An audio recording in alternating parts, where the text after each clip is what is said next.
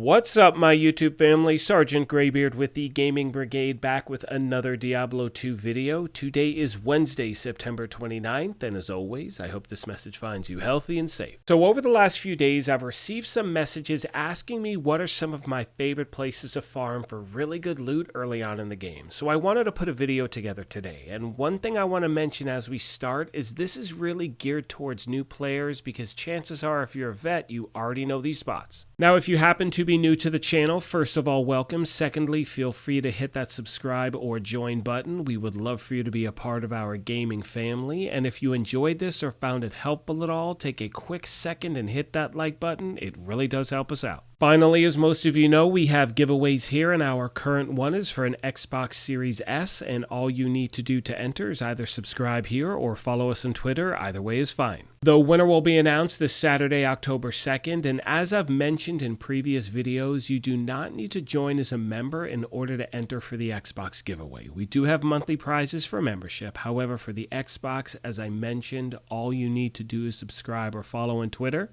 Having said that, let's get into today's video. So the first location I'm showing you today is the Forgotten Tower, which is located in the Black Marsh. Now, one thing I want to make sure I point out is I'm playing offline, so the location of the Forgotten Tower for me is going to be the same spot every time I play it. And the main reason I bring that up, as most of you know, is if you play online, the map may change each time you log in. Therefore, the only thing that could take a little time is actually finding the tower itself. However, it is by far one of the best places to farm early on in the game. Now, when you do this, you have a few choices. You can speed run through the thing. However, if you take your time, you're going to run into a lot of different named enemies. You're going to get a lot of gold, a lot of good loot. So again, it is worth your time to kind of go through each room. However, if you want to get through it, keep in mind you want to get to level 5. Once you've gotten to the 5th level, that's where you're going to face the Countess. You'll see here, I mean, she's the one who's going to drop some really good loot. You can see here I got 2 really good runes. I'll show you another run as well where I got a few more runes. So again, this spot is without a doubt definitely worth your time. And as I mentioned earlier, the only thing that may be different for you if you're playing online is the actual location of the tower itself. But again, once you get there, you go to level 5, you face the Countess, and as you can see, you're getting these runes. And once again, for new players who are just starting off, it's a great way to really earn some good gear early on. The next location I'll be showing you today, my friends, is still in Act 1. It's in the Cold Plains area. You're going to head to the burial ground. You'll face Bloodraven. Once you defeat her, you'll go into the crypt, and that's another great place to get a lot of loot in a short amount of time. And to be clear, just for people who may be brand new to the game, all you need to do if you want to farm any of these spots over and over again is you farm the location, make sure you pick up any loot, obviously, that you want, then you save and exit the game. That will reset everything, and then you can do it as many times as you like.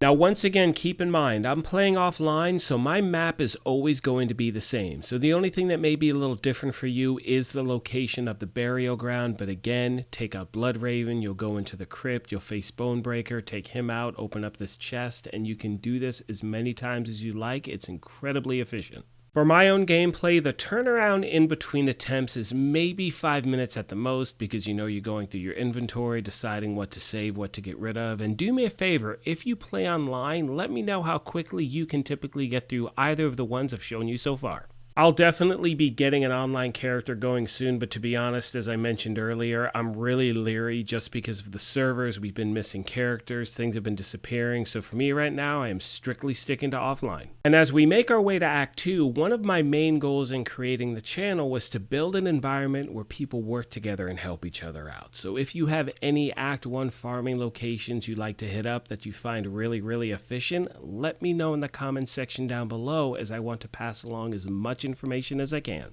So the first location I'm showing you in Act 2 is in the Maggot Layer, which is in the Far Oasis. Now, the Maggot Layer is part of the main storyline. You have to pick something up from the main boss, but once you do, again, you have the ability to go back here as many times in a row as you like. Now, the only downside to this location is that the maze is a bit of a pain, and I've heard that from people who play online because, like I said, each time you log in, it could be a little bit different. However, once you learn the patterns, you can get through it pretty quick, and I've heard from a lot of gamers they're picking up some really good loot here. I mean, to be honest, the main reason I like this spot is obviously I am picking up good loot. That's the only reason I'd be here anyway. But for me, once again, because I'm offline, the map is predetermined. You're going to make it to this little corner area right here. You take out out the boss. There's a nice chest. So again, a lot of loot, short amount of time. One of the other great things about this location is the fact that as you make your way through the 3 levels, you're going to run into at least 3 to 4 named enemies as well. So regardless of how you want to run the thing, if you're going to speed run it or take your time, it is definitely worth it.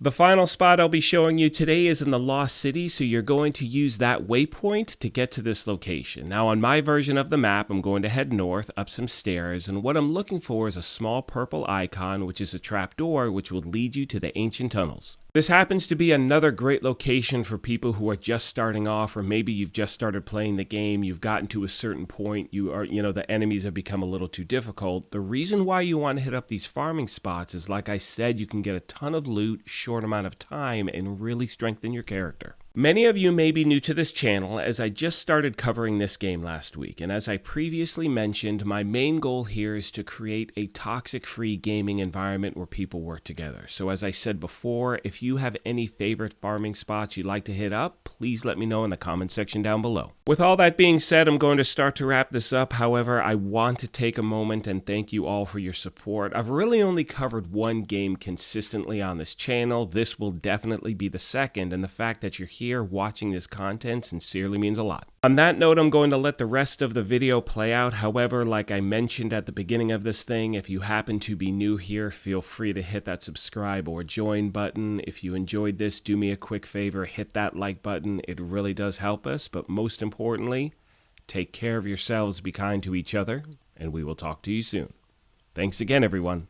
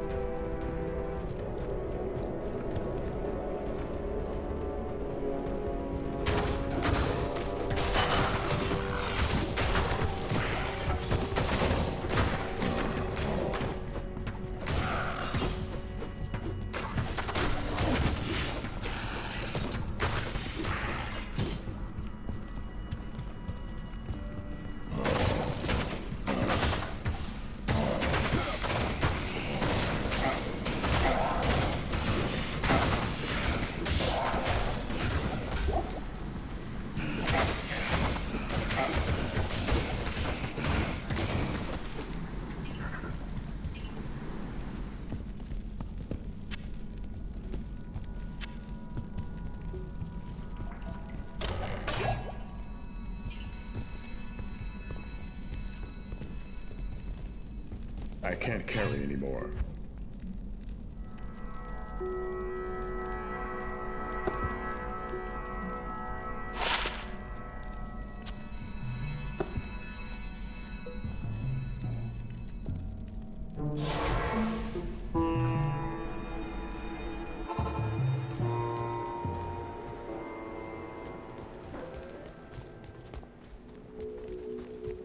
Good day.